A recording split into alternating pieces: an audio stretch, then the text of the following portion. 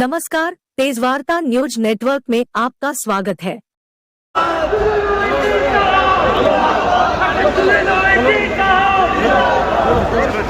चलो चलो गाड़ी से बाजू हो जाओ। आ जाओ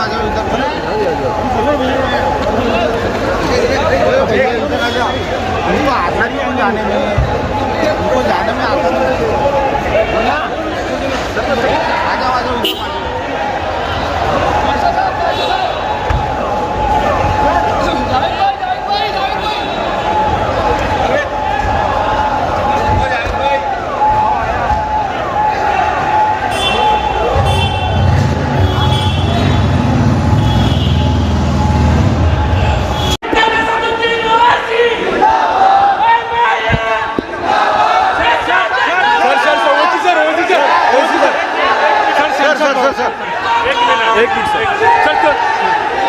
कल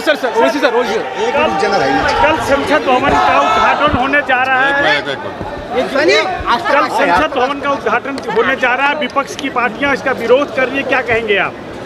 नहीं, हमारी पार्टी ने ये फैसला लिया है कि हम शुरू से कह रहे थे, जब फाउंडेशन स्टोन नई पार्लियामेंट बिल्डिंग का प्रधानमंत्री ने डाला, फिर उसके बाद वो नेशनल एम्बलम का प्रधानमंत्री ने उसका इनॉग्रेशन किया।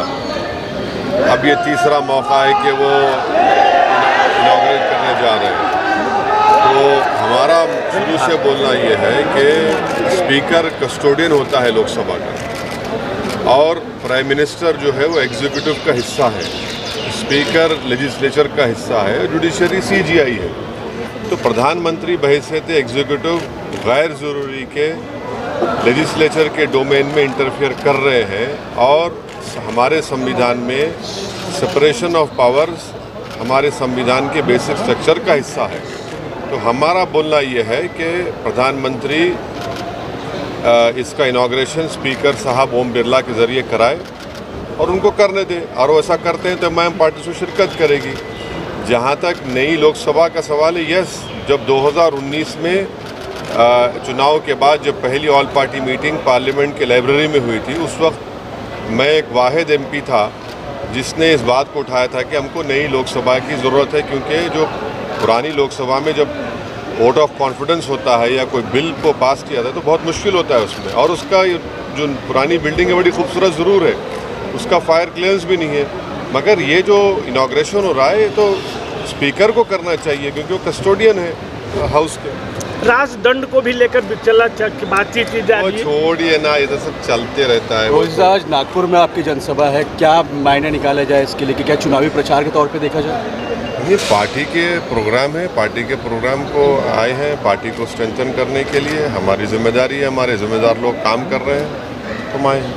केसी राव की जो पार्टी है वो महाराष्ट्र में एक तरफ से आ रही है, क्या कहेंगे इसको? 2024 लोकतंत्र है, जमहूरियत है, हर किसी को आकर अपनी अपनी पार्टी का काम करने की इजाज़त है, तो उसमें किसी को क्या बोल सकते हैं, कोई भी आ सकता है। केरल में मंदिरों में आरएसएस पे बैन लगाने की बातचीत की जा रही है। केरल में जितने भी मंदिर हैं वहाँ पे आरएसएस की जो शाखाएं होती हैं उस पे बैन लगाने की बातचीत की गई है, सरकार कह रही है। मुझे नहीं मालूम, मैं तो आपसे सुन रहा हूँ, मुझे नहीं। मेरठ में जो हुआ उसके बारे में कुछ कहेंगे आप? मेरठ में तो एक झूठा इल्ज़ाम लगाया गया है, हमारे कॉरपोरेटर्स पूरे खड़े हुए, गैर ज़रूरी तौर पर बीजेपी के लोग वहाँ पर एग्रेसिवनेस दिखाए, गैर ज़रूरी तौर पर गाली गलौज किए और दबाने की कोशिश किए, मगर हम बीजेपी के लोगों से कहना चाहेंगे कि एमआईएम जैसा मत करिए आप। अगर आप इस तरह करेंगे तो फिर हम भी आपका जवाब देंगे जमहूरी तरीके से। नागपुर के कुछ मंदिरों में एक ड्रेस कोड लागू किया गया है, कल से कुछ नोटिस बोर्ड लगाए हैं, आपका उसमें नहीं, मेरे को नहीं मालूम सर। मेरठ के इशू तो आपकी पार्टी शिरकत नहीं करेगी कल के? सर मेरठ के इशू तो आपकी पार्टी शिरकत नहीं करेगी कल के? हाँ, हमने कहा है ना, अगर प्रधानमंत्री स्पीकर से कराते हैं तो हम बराबर जाएंगे, क्योंकि लोकसभा का कस्टोडियन जो है वो स्पीकर है।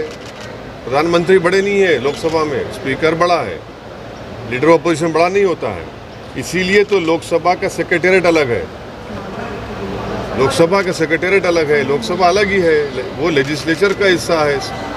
Theory of separation of powers में एग्जीक्यूटिव अलग है, इंडिपेंडेंट है, जुडिशियरी इंडिपेंडेंट है, एग्जीक्यूटिव और लेजिस्लेचर अलग है। ये प्रधानमंत्री सब में चले आ रहे हैं, तो वो जाए, उनका नाम तो आ गया ना फाउंडे प्लेग पे, स्पीकर को कराए, ओम बिरला से कराए, क्या होगा? आसमान तो नहीं गिरने वाला है ना, आसमान तो नहीं गिरेगा। दिल बड़ा करे प्रधानमंत्री थोड़ा। उन्होंने तो सजदा किया था पार्लियामेंट को जब पहली मरतबा गए थे, संविधान किताब उठाकर चूमा था उसको, तो सजदा और अब चूम लिए, तो ओम बिरला से कहिए कि करो इनॉग्रेशन।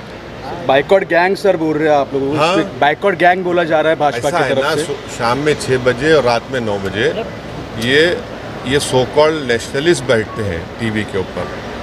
ये 6 PM 9 PM नेशनलिस्ट है, ये मैं शुरू से कह रहा हूँ उन लोगों को, उनका काम है ये। सर केजरीवाल जी ने आपके पार्टी को अप्रोच किया है सर दिल्ली के नहीं, जो- हमारा तो राज्यसभा में कोई है ही नहीं है। और अरविंद केजरीवाल को उनकी पार्टी को जवाब देना चाहिए कि जब 370 हटाया गया था, जिसको मैंने पार्लियामेंट में खड़े होकर उसका अपोज किया था और उसका कॉन्स्टिट्यूशनल ब्रीच कहा था, वो क्यों सपोर्ट किए 370 हटाने का? आज रो रहे हैं, आज रो रहे हैं। जब उनको ख्याल नहीं आया था कि किस तरह से एक स्टेट को यूनियन टेरिटरी बना दिया गया था।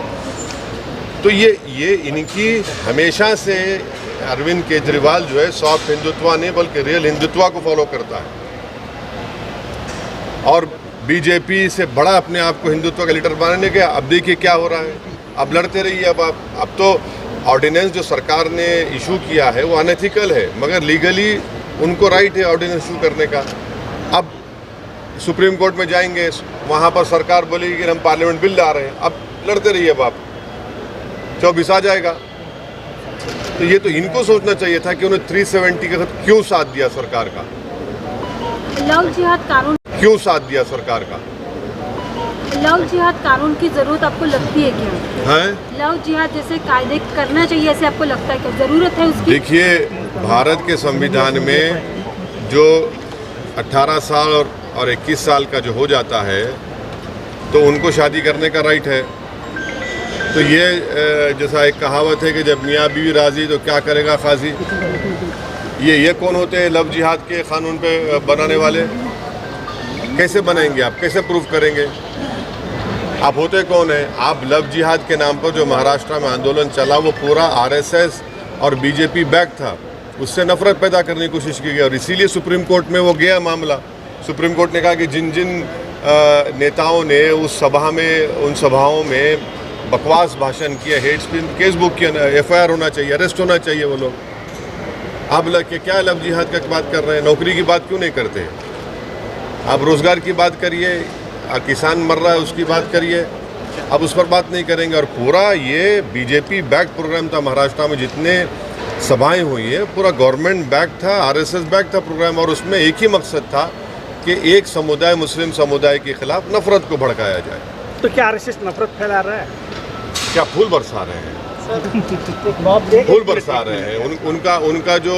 उनका जो ओथ होता है वो ओथ क्या है बताइए? आप पढ़े होंगे ना, आप तो नागपुर के हैं, हमसे ज़्यादा पढ़े होंगे। Okay, thank you.